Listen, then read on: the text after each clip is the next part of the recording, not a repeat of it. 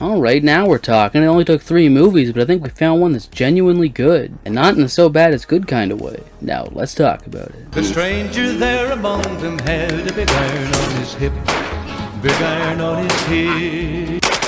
Toulon's Revenge is the 3rd installment in the Puppet Master franchise, and it acts as a prequel, as I'm sure many of these movies do. One of the main things I know about this series is its timeline is all over the place, and it is not in fact a sequel to Puppet Master 2, a film where Toulon gets killed by the puppets and dies a horrific death. You'd think a title like Toulon's Revenge would mean we get to see him come back in some way to get revenge on them, but nope, this revenge is for a murder that happens in this film.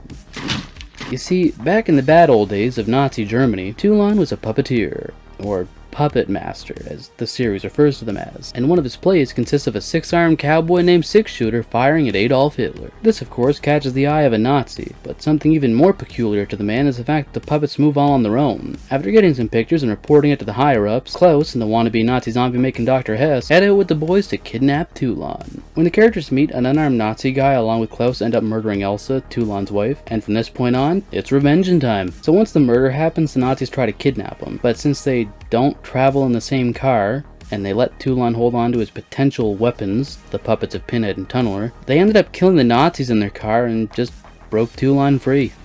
Well, no one but Kanye ever said the Nazis were smart. Oh yeah, and speaking of the puppets, in this movie we get Pinhead, Tunneler, Jester, and a new badass named Six Shooter. And along with them, we get the origins of Leech Woman, Andre's wife, who he puts into the body of a doll he made for her, and Blade. The rest of the movie sees the Nazis searching for Toulon, and the puppets helping him enact revenge on the people who murdered Elsa. This includes some basic crap like throwing a brick at a man, and some really crazy stuff like filling a man full of lead before sending him crashing out a 2-story window. Now as for Toulon himself, when he's not helping the puppets move around to aid him in his revenge mission, he's working on a new one. This one resembling Klaus, the man who delivered the final shot to Elsa. Which is strange, because Andre's first puppet, Mephistos or whatever his name was, is pretty much the exact same face that he makes for Blade. So, obviously, that face is not based off of Klaus. Even in the lore, I mean, it makes no sense. The characters say it looks like Klaus, and Toulon himself just straight up tells Klaus, "It's like looking in a mirror." But I mean, aside from the outfit, there's nothing even remotely similar. Anyway, the plan, I assume, because it's never really explained, is to put Klaus in the doll? Maybe? To, like, torture him or something? I don't really know. Like, it's never explained. Maybe he's just making the doll to terrorize him. He wants to put someone else's soul into it so they can kill him as him.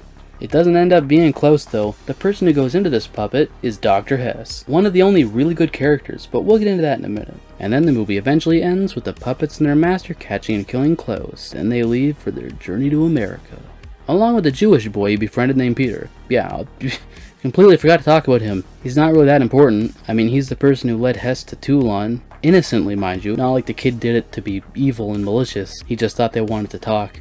That kid, as you can tell by the fact he was never brought up until now, is, yeah, essentially useless. I mean, outside of that one instance, and I'm pretty sure he's never brought up again.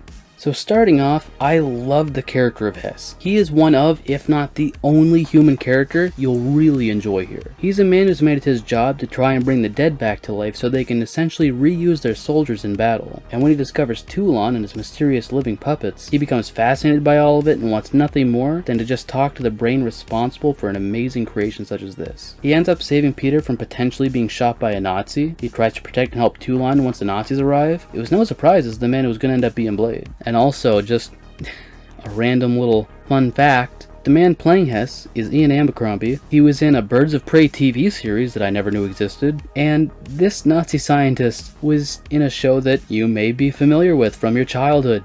Hi. He was Professor Crumb in Wizards of Waverly Place. I thought I recognized his voice at one point, had no clue where or why, but I assume it's because of that, and I just thought it was kind of funny. Now as for Andre Toulon himself, I did enjoy him a lot more in this compared to Puppet Master 2, and I especially like the actor they chose. However, during some moments, like when he's supposed to be sad, he does not do very well. He's okay most of the time, but he's not a great actor. Hess, on the other hand, no complaints. I thought he was great. Oh yeah, and I also thought Klaus was an alright main bad guy. His death was really drawn out and needlessly gross, specifically snotty.